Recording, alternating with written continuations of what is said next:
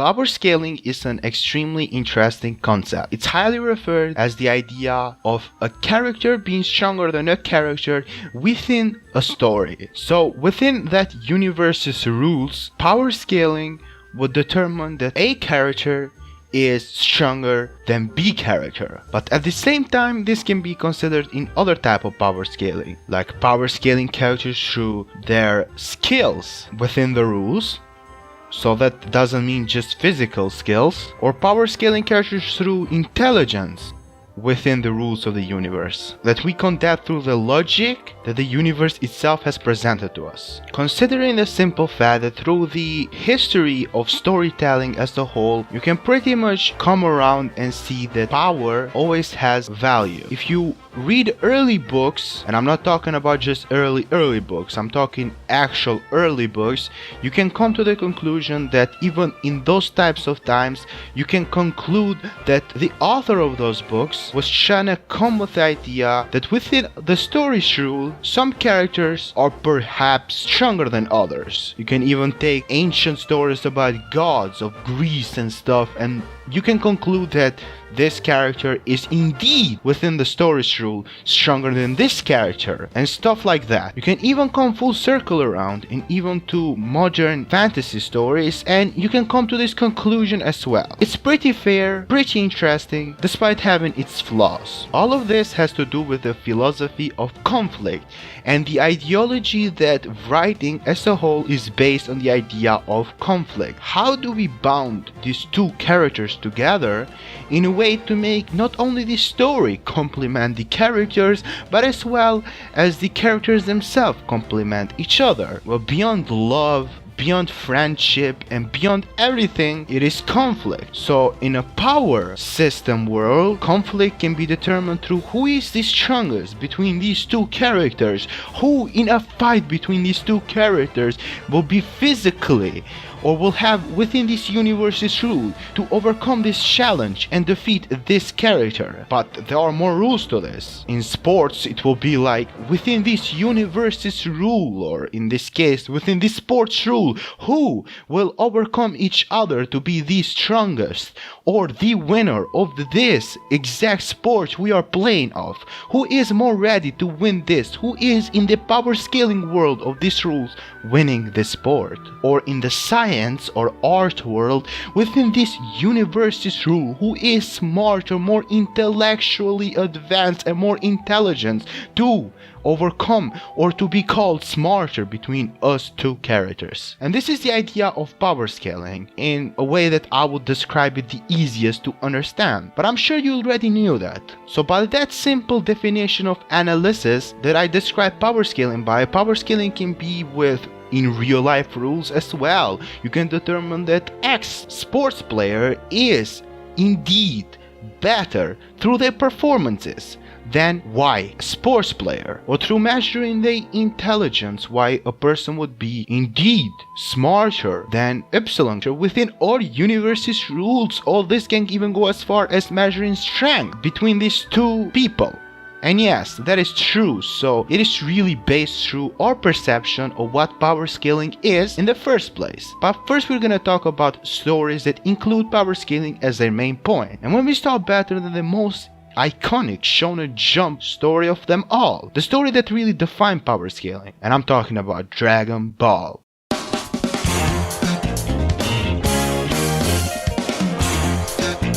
Dragon Ball is very, very interesting. First of all, we have to understand one thing, that Dragon Ball is a Shonen Jump manga. By that definition, we should understand that Shonen Jump is no genre, despite being treated as such by us. Shonen Jump is a demographic, so you have to really go down and understand that when we critique power scaling in the first hand and the existence of such a huge problem in writing as for series, we have to understand that when we were kids that these stories were written by, to us, I don't think me as a 10, 11 or 12-year-old, I enjoy Dragon Ball for the intellectuality and the complex nuance of the characterization of any of the characters, but indeed I enjoyed the Super Saiyan transformation that came out after the drama that Gohan got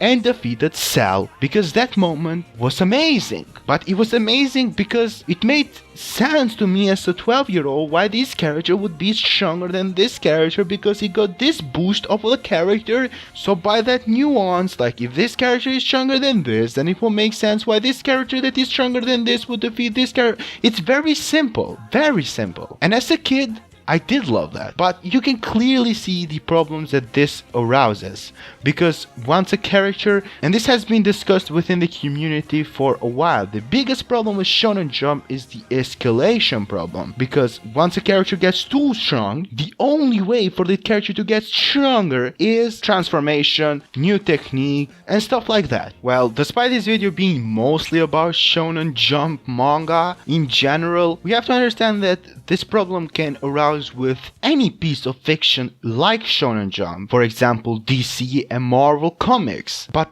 does that mean that just because the demographic is very young kids, they ultimately have to come to the conclusion that all these flaws created into the story, like the only way for me to defeat these impossible defeated Omnigod is through transformation alone, and that is the only way possible, is a flaw that we allow to be because it's not made for the intellectual writing of the story, but indeed is made for kids? No, we don't allow that. The reason why we don't allow this is because they are great examples of power systems done incredibly well. Let me talk about one of my favorites, and thank you for giving me the chance to mention this. Here we go.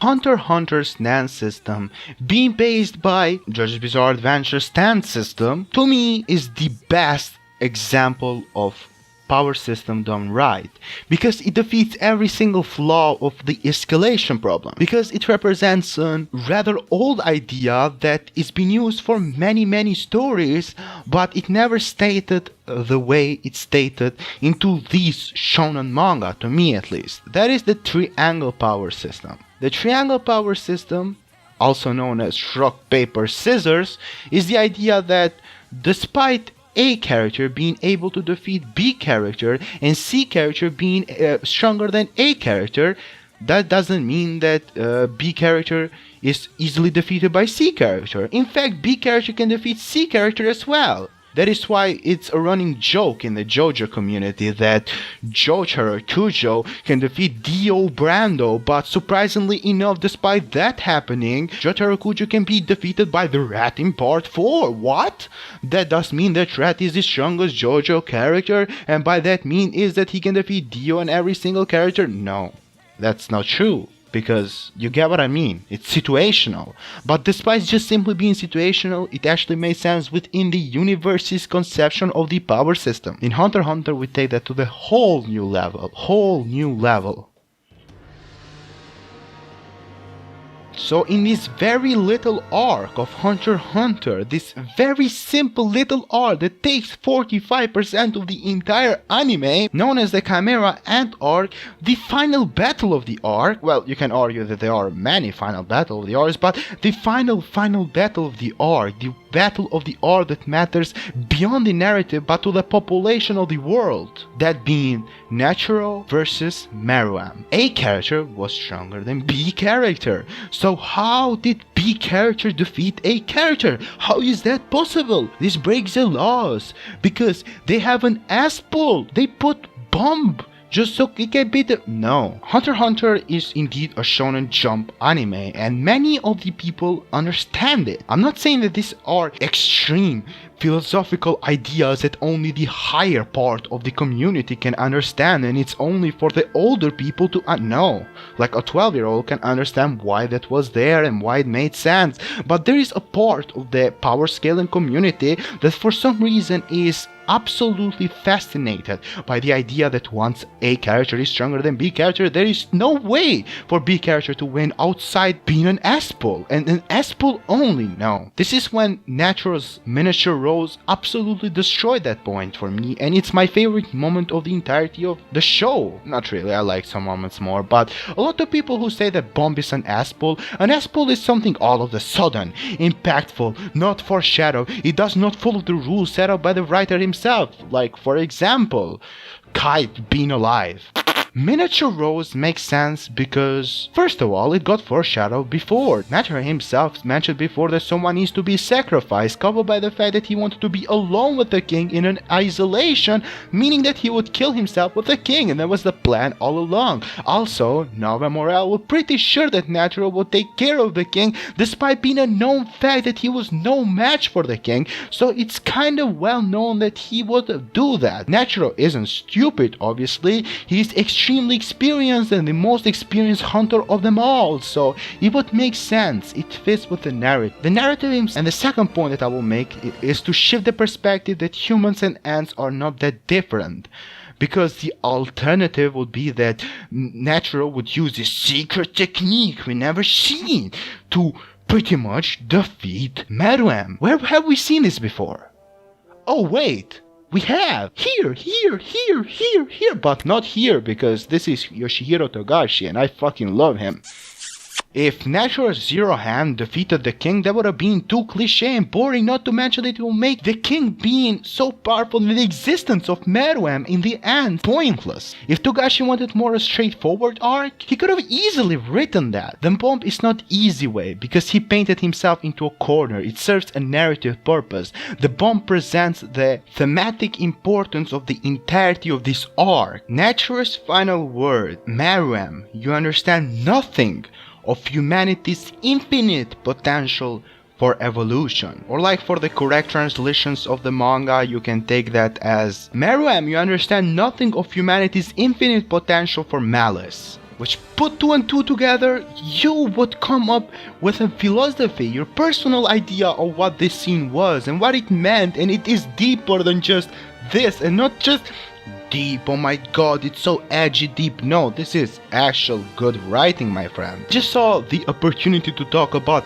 this, but something doesn't click right, because with this I make it seem like power scaling and power system all have to be that way. No, you can enjoy a simple way of power system if it follows the universe's rules to it, because simple stories are amazing. You can enjoy the charismatic form of A character defeating B character and still making sense with it. That is normal. It doesn't need to be all above all perception of what we thought of the story and all to be correctly in every single way to be thematically connected to the overall thematic narrative of the entirety of the characters and the characterization of all. No, it doesn't need to be that deep. It can simply be a fun story about a character being stronger than a character, and it follows the universe's rules. That is the demographic, that is the emotional connection, there is the enjoyment. 10 out of 10. Best anime I've ever seen. Nothing wrong with that either. But why do I get so brought up with this? Because to be frank, my motives for making this video go beyond that, and that is to critique the power scaling community and the way they treat this stuff, and not to be hypocritical. I do think there is a fun perspective on power scaling these. I genuinely do, because the point isn't to gatekeep people and to say this doesn't talk about the narrative, it serves no point to the narrative, and you're basically over analyzing it, so why do you care how many times stronger Super Saiyan Kaioken times 100 is more stronger than Super Saiyan Blue Goku with the god hair that was given with a single bit of hair from Omni God himself? No, that's not the point of the video, because I do enjoy this, and like you can see in screen right now, you have 2 unlisted videos I made of ranking at first every JoJo protagonist from weakest to strongest, logically, and the second one is ranking every JoJo antagonist from weakest to strongest, because I do enjoy this. there is a bit of fun behind it, especially when I go deeper with it, when I'm talking about comics and such, when you have to follow bigger rules, bigger concepts, individual powers to take the count into their intelligence and other things around. It's actually genuinely fun, and I have fun doing that, and I think everyone should have fun. But this is just like a video with the purpose of telling the community in general that there are indeed bigger things than power scaling itself, and ultimately there is nothing more important and nothing more fun into a series, a piece of fiction, than your enjoyment. So if you enjoy power scaling characters, there is nothing more than my kind words and motivation to keep doing what you do, because at the end of the day it makes you happy. But keep in mind, be respectful throughout it, because just like it makes you happy to do something, it makes someone happy to do something else. No need to always have conflict in your story, right? I digress. Occasionally on the polarizing website known as twitter.com, you see a post of it is Akatsuki and the Phantom Troop with the caption, which one is better? And you get the occasional response that I will just say it comes from someone who is correct. I mean, from someone random who says the Phantom Troop. Obviously. And you get a comment, what are you talking about? Akatsuki washes the Phantom Troop. Pain alone can take all of them, no difficulty. Because do you know that the paths of pains themselves are stronger the entirety of the Phantom Troop? Phantom Troop loses this, no difficulty for the Akatsuki. You are wrong. Are you incapable of restraining yourself, or do you take pride in being an insufferable know-it-all?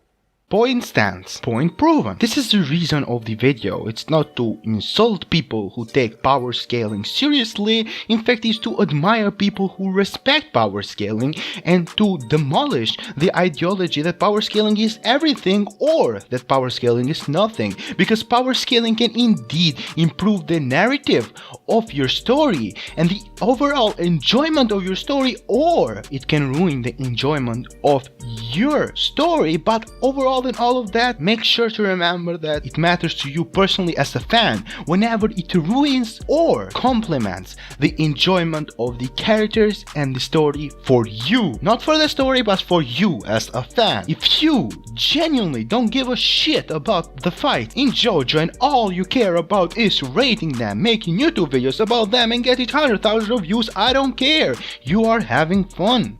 But if you genuinely don't care about the power scaling of this show, and because of that you don't really care about the show at all, and you're also okay with it, because I'm sure you enjoy something better, of course, to your opinion. So remember a couple of things from this video. Remember that power scaling is not necessarily everything a show has to offer. In fact, it's just one of the structures that will make this show overall feel tighter and overall feel complete. Remember that if you like power scaling and you want to continuously talk about it, it's okay, despite there are deepest concept about the show that everybody cares about and makes you intellectually profound. No. If you enjoy simple things as analyzing why character A is stronger than character B with the science or the logic behind the show, go for it. It's very respectful because you are having fun doing it. But also, remember that a show doesn't need to be overall gold. There is only one Chimera Ant arc. Mob Psycho 100 barely does anything when it comes close to the climatic of the Chimera Ant arc. But if you ask me, and me only, I will tell you that it has just an emotional impact in me, and to me they are both 10 out of 10s.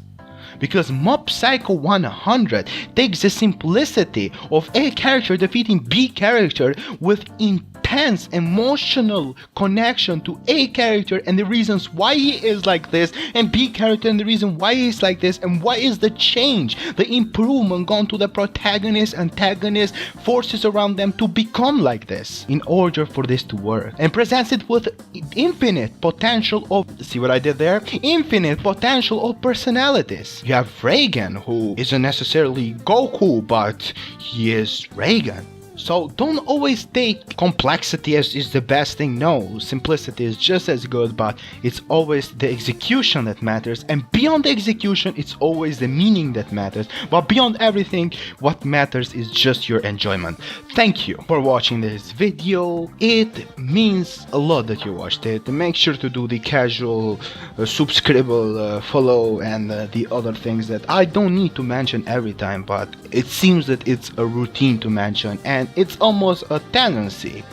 You can say that it is a tendency. Reminder that I used some clips from the show, but I don't really talk about it because I don't really feel like making a video about it. But just a suggestion, please watch Ping Pong the animation. It is amazing. 11 episodes, you won't waste your time. It is incredible. Just wanted to throw that out there. Please do that. No reason. Also, I really want to start to make huge videos on Hunter x Hunter. I love the series, so if you love the series as well, you might have fun a lot. Anyways, see ya!